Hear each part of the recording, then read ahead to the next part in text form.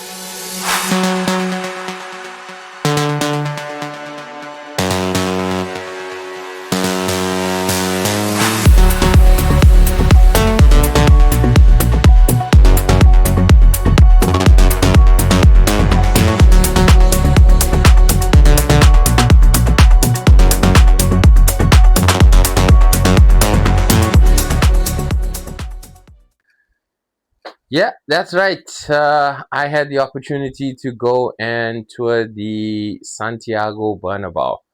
Let me tell you, next level. I've been to a few stadiums thus far. Um, Stadion Energy in Cologne and the Signal Iduna Stadium, Borussia Dortmund's home ground. These stadiums are amazing. However, Santiago Bernabeu just takes it to the next level. Um, it is amazing in its technology and the way that it's so versatile. So yeah, it was great, and hopefully I get the opportunity to go back one day and watch these guys play these guys at the Santiago Bernabeu. So let's get into it, right? And let's talk about last night. Um, Overall, yeah, it stings to lose, to be out of the Champions League.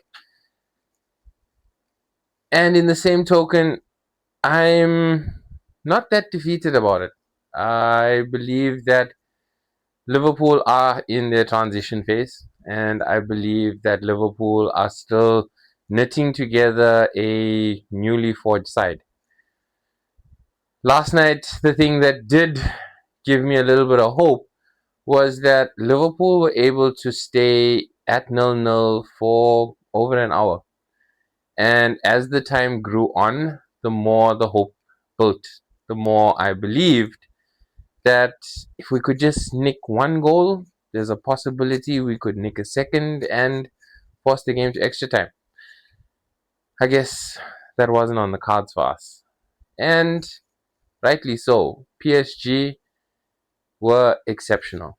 They played terrifically on both legs. Their home leg in Paris, they showed us what PSG can do when they are relentless in their pressing and their attack. And it came through. Kvaratskhelia and Doué punished Liverpool in the first leg, and they just kept on growing throughout the first leg. And last night in the second leg, PSG showed us what it means to retain your lead, hold your positioning, throw your body on the line, and protect the advantage that you have. And let's be honest, they were really an amazing team to watch play. And they really are a team that could possibly go all the way and defend their Champions League title. So here's the thing, right? We are not going to see Arne Slot sacked. It's not going to happen. It's not the Liverpool way. We back the manager right through to the end of the season. And at the end of the season, we look at things and then we make a review, right? However, I still think we're going to see Arne Slot in the dugout next season. And I think it's because FSG have put so much of faith into him that he is the man for the job and he will get Liverpool right. Okay? All well and good. And I am ever so anticipating of that. If Arne Slot can turn this around and he can fix it, then yes, I'm sorry, I take back everything I said, and I should have backed him from the get-go. Okay? But here's where I think we're going to get it wrong. And I think if we keep Arne Slot in the dugout, Liverpool's identity is going to change. I mean, heck, it's already changed already. We have gone from a team that was relentless in pressing into a team that's okay with sitting back and allowing the opposition to have the ball and come at us. And we'll hopefully defend and win a second ball or two and then maybe turn it around and press all the way up to their box and stop. Stop right there and let's shift the ball left to right, left to right, left to right. Allow the opposition enough time to get back into shape and put up their defenses. And how many goals are we going to score with that focus and that mentality? Oh, I don't know. A lot less than what we scored this season, I suppose, right? So here's where I think Arne Slot has gotten it wrong. Okay, and I understand his thinking, and I do commend that because he's looking at player well-being. Okay, and that is something that is very important. Player well-being is and should be paramount. Okay, however, we have athletes and they are conditioned and they are trained and they are coached into these positions to be relentless in their pressing, right?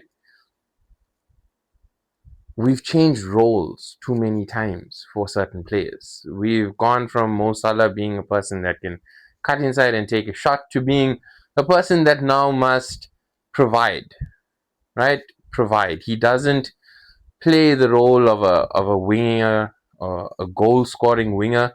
He now plays the role of a winger that provides crosses into the box. Yes, but we need to have bodies in the box in order to make those crosses count. Yeah. So here I think is where Arne Slot needs to change it up.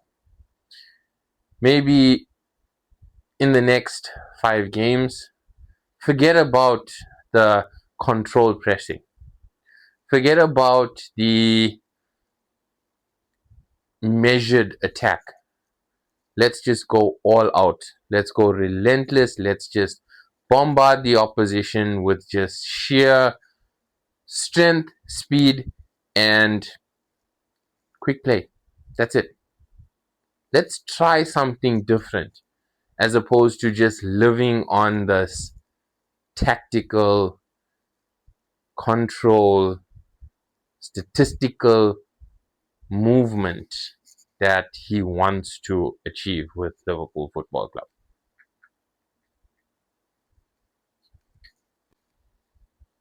Now, let's not take anything away from Liverpool, okay? Liverpool last night were, I would say, reserved in the first half because at the back of the mind, any player on the field going into a game being 2-0 down in a second leg is always thinking, we can't concede, right? Let's get to halftime, let's fill the gaps, let's hold our positioning and try and steal something when we can. And if we can't, let's not concede, right? So let's hold the game out and try and take it as long as we can, stretch it as long as we can, and try and steal something, right? That wasn't the case for us last night. Okay, and here's a few reasons why I think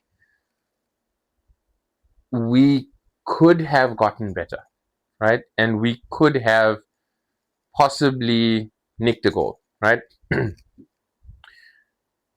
We start the game off, and our team selection is a little bit of a puzzle for me, right? You start Isak ahead of Mo Salah,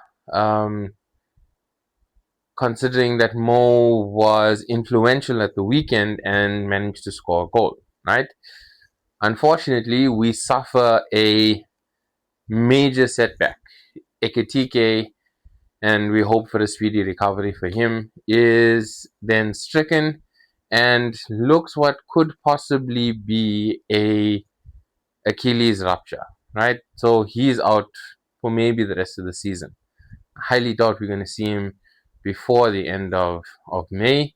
Um, in fact, I just hope that we get him back and he is back to full fitness and able to train into the preseason so that, we start the new season raring to go and he is our talisman for our goals. Okay? And now we introduce Mo into the game, right?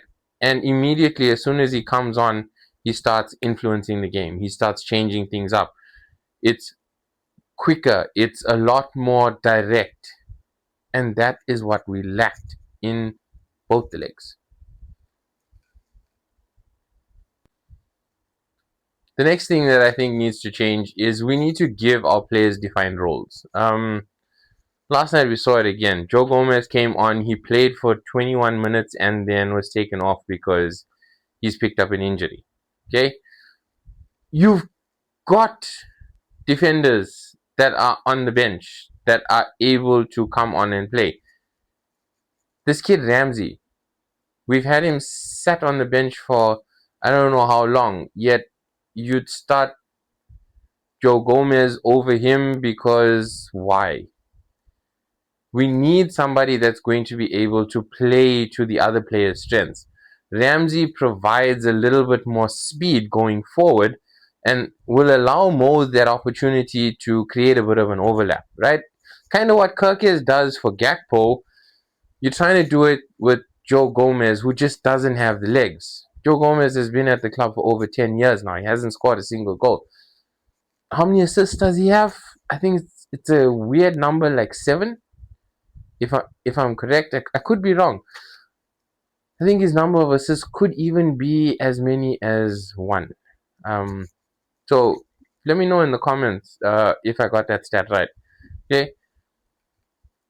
But again, we have the youth academy. We have these young players that we want to have on the bench. And are they going to get any exposure? Are they going to be able to cut their teeth? Are we going to be able to say these are the future superstars of Liverpool Football Club? No, we're not.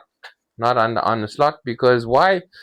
No, he can come and sit on the bench and he can watch others play so that he can gain experience from what? Watching them play football. This kid is electrifying.